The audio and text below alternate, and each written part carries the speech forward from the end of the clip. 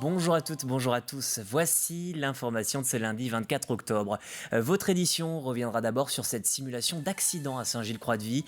Une petite frayeur pour inciter les jeunes à porter la ceinture de sécurité.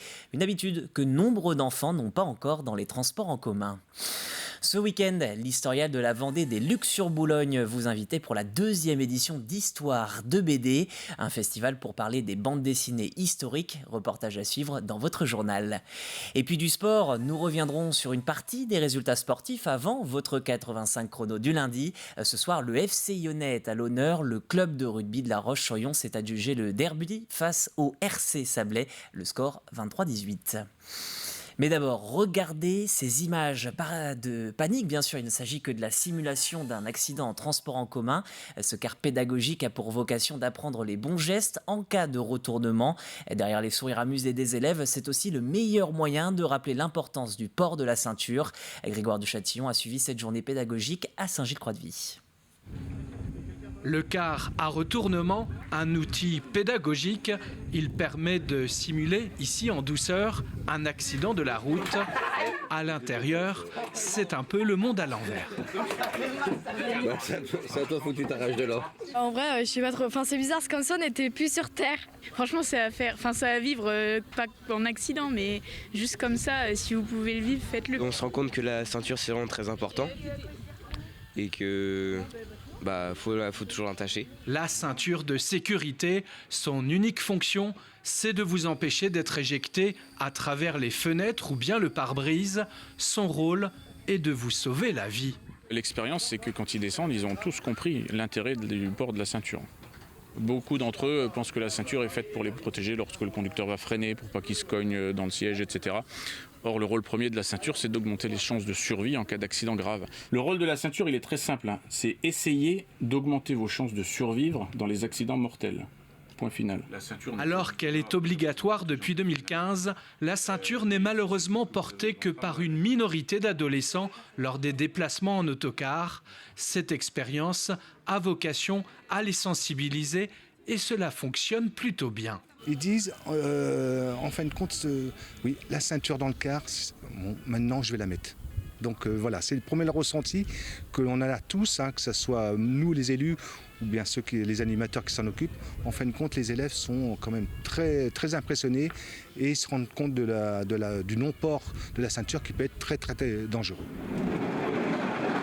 Se confronter à un accident avec ici un choc à 6 km à l'heure, simuler une conduite la nuit et par temps de pluie, écouter les pompiers, les gendarmes, les policiers, il s'agit là d'éducation tout simplement indispensable sur un territoire comme la Vendée qui encore une fois cette année connaît une année noire sur ses routes.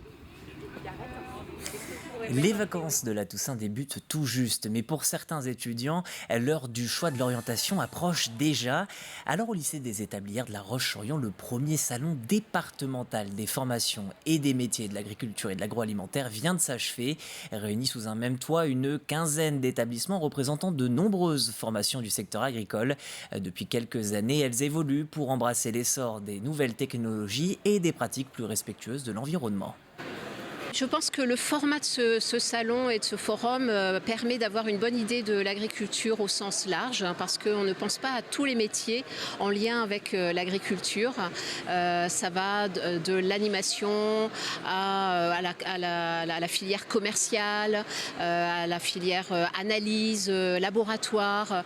Donc, et puis bien évidemment sur l'installation en agriculture, sur l'environnement, l'agroécologie et tous ces sujets qui nous préoccupent à l'heure actuelle. En fait, on voit bien que le secteur agricole est en pleine mutation. Il va falloir s'adapter à ces changements climatiques. Donc on va devoir travailler sur la gestion des ressources, notamment la gestion des ressources en eau, faire face aux aléas climatiques qui sont de plus en plus nombreux. Et donc on va accompagner les agriculteurs vers cette transition climatique et puis aussi vers la modernisation des exploitations. Un tracteur aujourd'hui est connecté, on va faire appel aux drones aussi pour la gestion des parcelles. Donc on est de plus en plus sur une agriculture qui va être de plus en plus adaptée aux changements et aux adaptations nouvelles. Au Luc-sur-Boulogne, Vendée Habitat vient tout juste de fêter l'installation de son 1000e logement. Il s'agit en réalité d'un lot de 10 maisons inaugurées en fin de semaine dernière. Alors pour les précisions, ce sont 3 T2, 4 T3 et 1 T4. Les prix des loyers varient entre 350 et 510 € par mois. Or bien locataires, tous étaient des salariés en recherche de maisons à proximité de leur travail. Une problématique, vous le savez, récurrente en Vendée. L'un de ses objectifs, c'était de pouvoir construire plus de logements, un travail partenarial évidemment à travers un budget conséquent, puisque c'est 30 millions d'euros qui sont consacrés sur 5 ans par le département à travers une convention, et avec un enjeu également important, celui de pouvoir faire en sorte de répondre en fait aux chefs d'entreprise qui peinent à recruter parce qu'il y a une pénurie de logements très importante ici. On est sur un bassin économique important et donc on a cette volonté de pouvoir répondre à ces chefs d'entreprise. Et puis restons au Luc-sur-Boulogne. L'Historial de la Vendée célèbre la BD. Pour la seconde année consécutive, cet espace de mémoire accueille Histoire de BD, un festival dédié aux bandes dessinées historiques. Cette année, 13 auteurs sont venus de toute la France pour des tables rondes, des dédicaces ou encore des échanges. Retour sur cet événement en compagnie d'Alix Lanos. BD sous le bras, les visiteurs font la queue pour pouvoir passer un moment privilégié avec leur auteur préféré. Échanger avec lui, savoir son travail, voilà, sa méthode de travail, les idées qu'il peut avoir au niveau des bandes dessinées. Donc c'est une richesse en fait. Et puis moi ce que je trouve intéressant, c'est qu'une BD dédicacée, c'est notre BD. Hein, on la lit avec beaucoup plus de plaisir, je trouve. Du plaisir chez les lecteurs, tout autant que chez les auteurs. Habitués à travailler plutôt seuls sur leurs planches et leurs histoires, ils apprécient tout particulièrement de rencontrer le public. Moi du coup c'est plutôt des familles avec des enfants qui viennent et c'est chouette d'avoir des retours et de voir que les enfants ont compris l'histoire, se sont attachés aux personnages et sont un peu émerveillés de nous voir, je pense, auteurs dessiner devant eux. C'est hyper chouette. Pour sa deuxième édition, Histoire de BD continue sur la même lancée. La rencontre et le partage d'auteurs de bandes dessinées historiques. Autour de tables rondes et d'ateliers participatifs, les scénaristes, coloristes, dessinateurs partagent ainsi leur vision de l'histoire. C'est une approche de l'histoire de France qui la rend un petit peu plus accessible, plus sympathique, avec un trait d'humour. Alors maintenant, c'est pas réellement des gags, c'est assez dosé parce que c'est quand même, on parle d'histoire, on parle de nos ancêtres, surtout dans le 3e tome qui se rapproche de nous. On ne peut pas se permettre tout. Donc oui, c'est un petit peu pour rendre agréable l'histoire. Et pendant que les parents font la queue pour une dédicace, les enfants sont à l'atelier Lego. Brique par brique, ils vont donner vie à Spirou, au Schtroumpf ou encore Astérix, tous ces célèbres héros de bande dessinée qui les font eux aussi rêver. Alors j'ai choisi le Léonard parce que c'est ma BD préférée, tout comme ma sœur Mélissa. Et du coup on a choisi de le faire en Lego du coup. Patrick Prugne, Thierry Robin, Chris ou encore Cécile Chicot, 13 auteurs avaient fait le déplacement jusqu'à l'Historial de la Vendée pour partager leur amour de la bande dessinée et de l'histoire. Et du sport avant 85 chronos présenté ce soir par Alexandre Lenaour. En rugby, le derby pour la Roche-sur-Yon. Les Lyonnais se sont imposés face aux autres Vendéens du championnat de Fédéral 3, le RC Sablé. C'était samedi soir, stade des Granges à la Roche-sur-Yon. Une victoire qui n'a pas mis longtemps à se dessiner. Le FC lyonnais prend les devants dès la première mi-temps. Résultat 23-18 en faveur de l'équipe locale. Désormais, seule équipe invaincue après 5 journées, les joueurs de la Roche savourent.